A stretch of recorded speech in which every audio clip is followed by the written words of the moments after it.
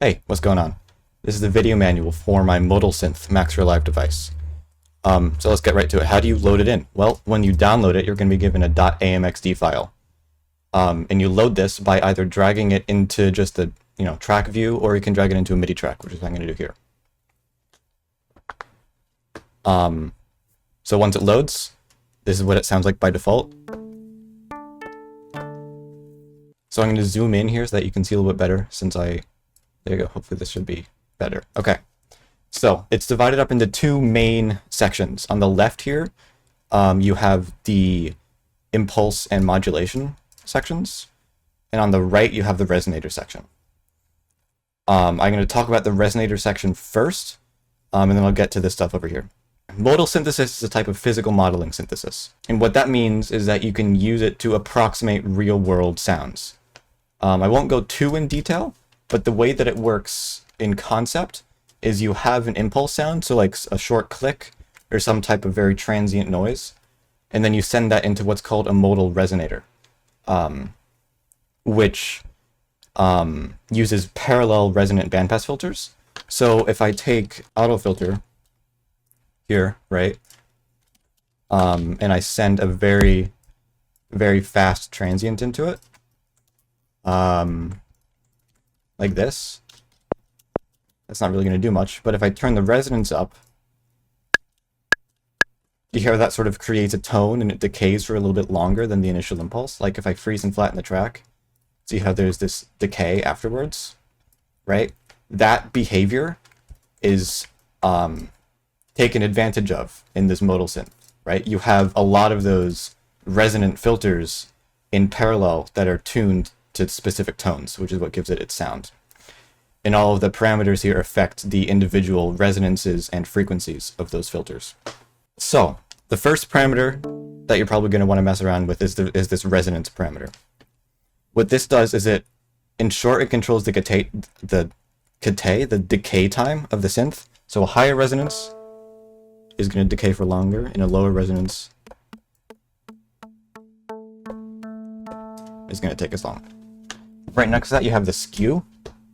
And what this does, mathematically, it spreads out the frequencies between these different bandpass filters, which here are acting as harmonics. But you can think of it as just sort of pitching the sound up and down without affecting the fundamental frequency. Right? See how, like, it still sounds like the same pitch here, even though the harmonics are different frequencies. So those are the two sort of most basic tone shaping parameters. On the right here, you have the harmonic prism. And I'm going to try to avoid going too in depth with what this is specifically doing. If you're familiar with Harmor, it does a very similar thing to Harmor on multiply mode, if that means anything to you. But in more abstract terms, what this is able to do, it sort of offsets the frequencies of harmonics to make it less tonal. So if I turn up the prism amount, you can hear it kind of becoming less harmonic and less tonal as I do that. You can hear it a little bit better with a higher resonance.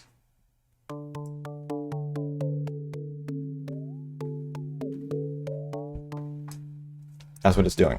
And then these three sliders over here control the characteristics of that offset, which can be reflected in this view here. So if I turn the amount up,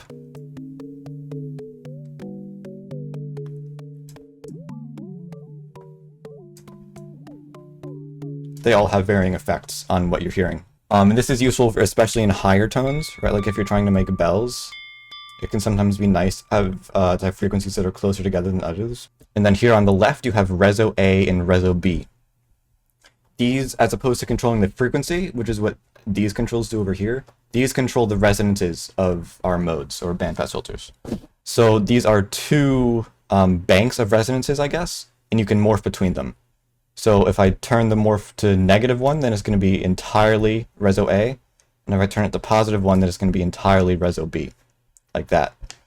So if I'm just in Reso B right now, right? If I make just this here, which is the second harmonic, very resonant, then you're going to hear the second harmonic ringing out. If I make the third harmonic more resonant, then you're going to be hearing the third harmonic ringing out. And same with the fourth. And you can morph between them. So let's say I wanted to morph between the first harmonic being very resonant and the second harmonic being very resonant. I can do that here. And of course you can have any shape you want for these. Like that. You can also hover over these graphs. So if I hover over this, then you get a tooltip, and also in the info view over here that explains it, which might be useful. I should also probably explain this visualization here in the center of the resonator section. So the way that this works, or the way that this visualizes things, is that each one of these blue dots represents a bandpass filter or a harmonic. So this first one here, this is the first harmonic. This one here, this is the second harmonic, and so on. The vertical position of each one of these dots represents its resonance, right? So if I use the resomorph like this, then you can hear how down there it has a low resonance, and as I increase it, the resonance increases. And of course, this is unique per harmonic. Like that. And then the horizontal position here represents the frequency of each harmonic. And the way that that's being calculated is with respect to the fundamental. So you notice how the fundamental frequency here isn't changing. Even when I play a higher note, the fundamental here isn't changing. And that's because the frequencies of these bandpass filters are with respect to the fundamental, or they're harmonics in other terms, right? So if you have the skew set to 1, then these harmonics are just whole number multiples of the fundamental frequency. If I set the skew to 2, then these harmonics are odd multiples of the fundamental frequency, and so on. If I increase the prism, then you can see how the frequencies of these bandpass filters are being offset, and how the uneven spacing between them causes it to be less harmonic. Next, I'm going to talk about this global section over here on the right, which should be pretty self-explanatory. You've got a pan knob here, which goes between the left and the right channels. You've got the polyphony drop-down right here, so you can have up to a maximum of 16 voices, which I don't really recommend because this device is quite CPU intensive. Unfortunately, I couldn't really figure out a way to optimize it any more than I already have. I mean, you can if you have a good computer, but I don't recommend it. You've got the master volume here, like that, and you've got the mod matrix, which I'll explain a little bit better later in the video. Okay, now I'm going to go on and explain what's happening over here on the left. You've got these two views here. This is the sort of impulse view, and this is the modulation view. I won't explain this right now, so first I'm going to do the impulse view. So remember, as I was explaining it before, the way that a modal resonator functions is that you have to send an input signal into it to be able to get any noise out of it, right? Because these are just bandpass filters, right? You're not going to get that to make any noise unless you actually send a signal into these bandpass filters. So this panel over here controls the characteristics of the signal that you're sending into the resonator. You have two main sources, which is stereo noise and a sample. The noise is simple enough. You only really have one control over it, which is the amplitude. Like that. And then it's also going into this filter here. Like that. Which, I should note, occurs before the modal resonator in the routing. And then you have the sampler over here. So if I drag in a sample, I'll use this kick sample. Like this. Then now we're filtering this kick through the resonator.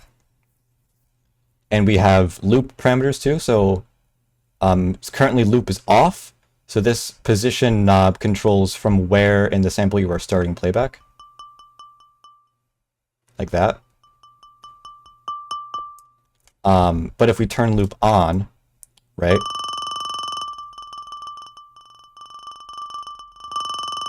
Now we're looping a very small portion of this kick sample, which is now going into the resonator. And we can, of course, change the length like this. And we can transpose the sample, which might be a little bit easier to hear with a melodic sample, so we'll do that. Let's see, what's a good melodic sample? I might use, you know, I'll use an almond break, which is not a melodic sample, but it should probably be a little bit easier to hear. There you go, there's your almond break.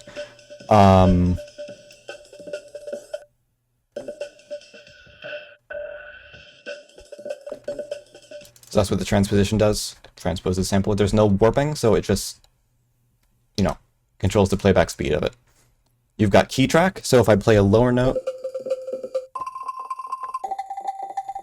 it repitches the sample based on that, which a melodic sample would actually be helpful for. So let's say just like a, see if I can find a piano sample.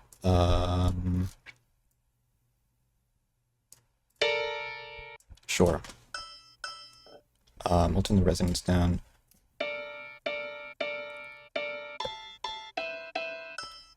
So if I turn the resonance up like this. So now we're filtering this melodic sample through the resonator. Like that. You also have the reverse button. Like that. And it should be noted that when you reverse the sample, the playback starts from the beginning of the loop, when you have loop turned off. And when you have loop turned on, it doesn't matter, because it's just going to loop anyway.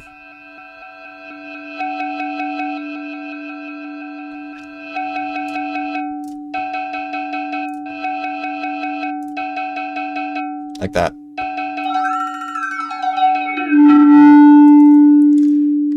And also the sampler, as you can see by the spectrum graph, is being sent to the filter also. So I can filter it like that. And I should also mention that this filter has multiple modes.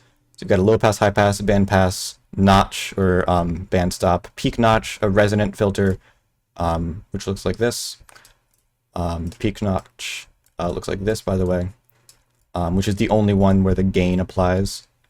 And you also have an all pass. The all pass doesn't really sound like much of anything. It's a phase shift, so the frequency response of an all pass is flat, but the phase response is not. I figured there wasn't really a reason to not implement it, but you're probably realistically not going to hear its effects unless you're modulating it very quickly. The noise and the sampler are being sent through the same filter, by the way. Next, we have the modulation view. So most of this isn't going to really make much sense without opening up the mod matrix over here. But I can explain what I can before doing that. These LFOs don't do anything unless you map them to destination, so I'm going to ignore that for now. But these two envelopes do. Envelope A is normaled to the amplitude of the noise. So if I turn up the noise amplitude and turn down the sampler amplitude over here, then you're going to hear, as I turn down the decay time, that's affecting the amplitude envelope of the noise being sent into the resonator. I should note that you can't edit these envelopes. The reason for that is that if I enabled editing, then you wouldn't have really been able to automate the parameters, and it wouldn't have saved their values between instances of the device. So like it would have deleted their values if you copy pasted the device onto another track. So I figured that it was worth sacrificing editing on the envelope to enable that behavior. Next, there's envelope B, which is normaled to the amplitude of the sampler. So if I turn down the noise and turn up the sampler, right, then by default it has a higher sustain, but if I turn down the sustain,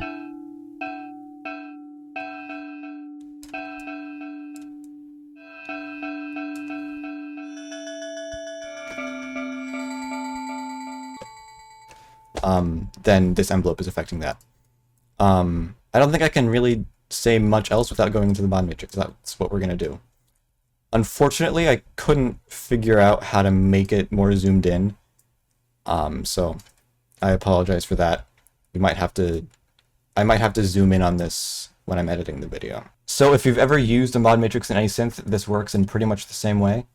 where you've got all the modulation sources up here at the top, and then all the modulation destinations here on the left. So if I want to map LFO-A to the pitch of the resonator, then I can move this slider to affect how much LFO-A is affecting the pitch.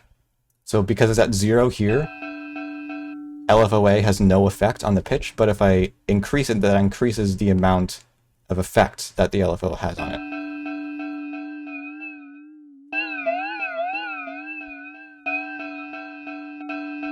Like that. I can do the same for, say, the panorama, if I wanted to do that. So there you go. You can also map envelopes to things, and the two other sources are the velocity and a sample and hold, which I'll go into a little bit later. Our modulation sources are all polyphonic, meaning modulation is unique per voice. So like if I trigger an envelope, then if I have two voices playing at the same time, and the second of those two voices happens later, then those envelopes are going to trigger at different times, meaning those parameters are going to be modulated differently for each voice, if that makes sense. So there aren't any global parameters that exist outside of the polyphony that you can modulate. I should note that because of the fact that Max, like the default filters, default bandpass filters are biquad filters, meaning fast modulation can cause them to become unstable very quickly. So if you're modulating any parameters that affect the frequencies of filters, then be careful with fast or jagged modulation, because that can quickly cause the filters to become unstable, and when they become unstable, they can produce very loud noises. All right, so what is the sample and hold modulation? When you hit a note, it generates a unique random value per parameter. Right, so this isn't a single sample and hold. This is a different sample and hold per modulation destination. Right, so if I map the sample and hold to the panning, and I map it to the pitch, right, then if it was just a normal sample and hold, then you would expect that the pitch would only be higher when it was panned to the right, and that the pitch would only be lower when it was panned to the left, just because you're using the same modulation source for both. But in this instance, because I'm not, you're going to have differences between them. So if I hit this note,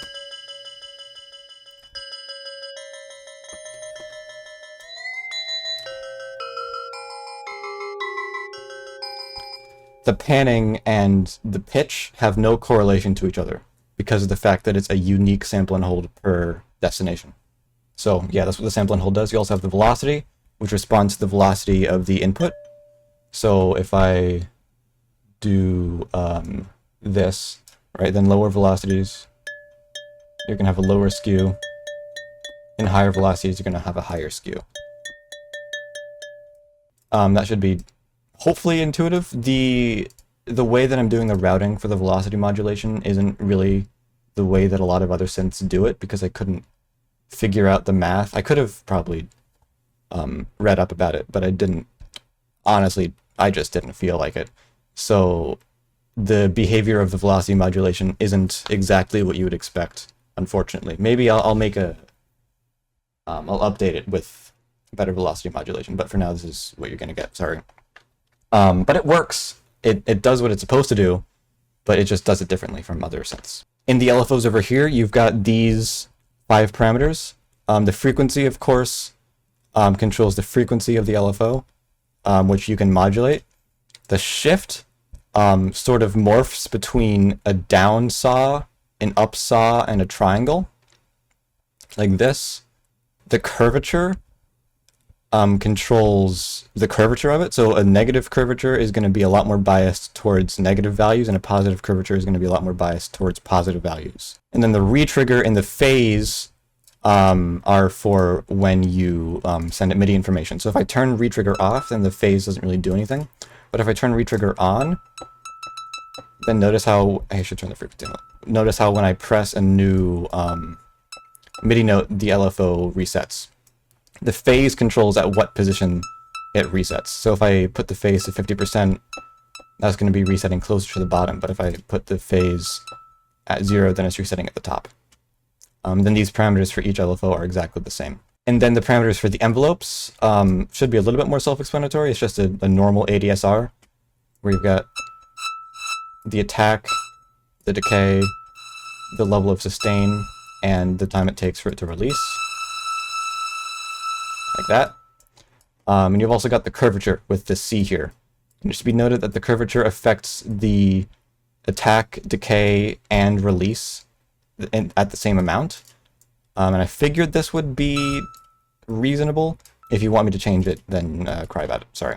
Okay, and of course these parameters are exactly the same between both envelopes. Oh, I should also go over the options here.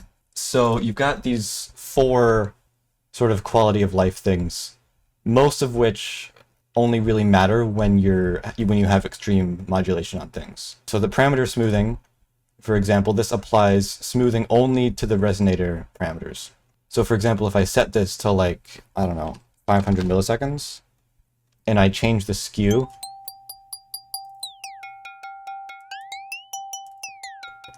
then you're going to hear that it takes some time to interpolate between values. You have a DC filter applied after the device, which you can toggle.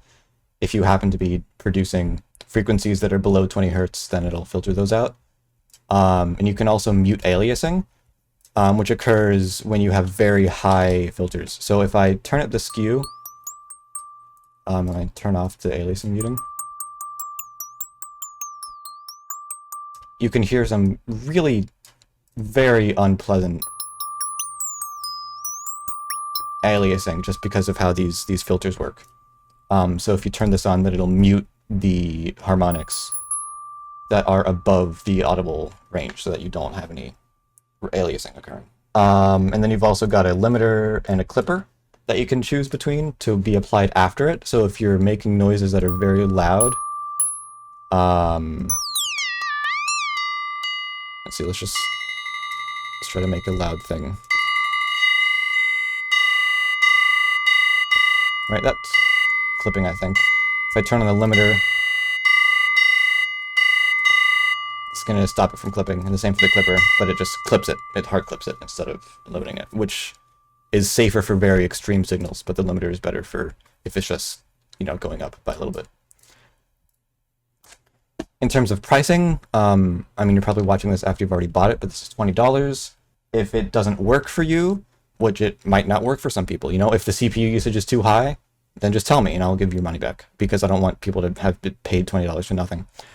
There's a demo playlist on my SoundCloud of some demos that people have made, which are all amazing, so they can sort of show off the potential sonic range of the device. Yeah, if you make anything with this that you enjoy or just want to share with me, please share. I'd love to hear it. I spent a lot of time on this. This is my first fully featured Max device, so there's a lot of issues with it. There's a lot of things that I would probably want to go back and change once I learn more about Max development. I learned this whole project for me was very much a learning experience. I didn't really expect to have an actual finished project, but I ended up doing that, so good for me, I guess. Especially with the mod matrix, there's a lot of issues with how I did the routing there. So hopefully, if I update this, I'll be able to fix those issues when I learn more about how stuff like this works. Or I might honestly just move to a VST plugin development, because the complexity of ideas that I have kind of exceed what Max is able to do efficiently. So yeah, I'm kind of just rambling at this point, so give me money. You can buy my music on Bandcamp or listen on SoundCloud, join my Discord server, all the things. So yeah, thanks for watching. Hopefully this explanation was good. Hopefully you enjoy using the device. See you later. Bye.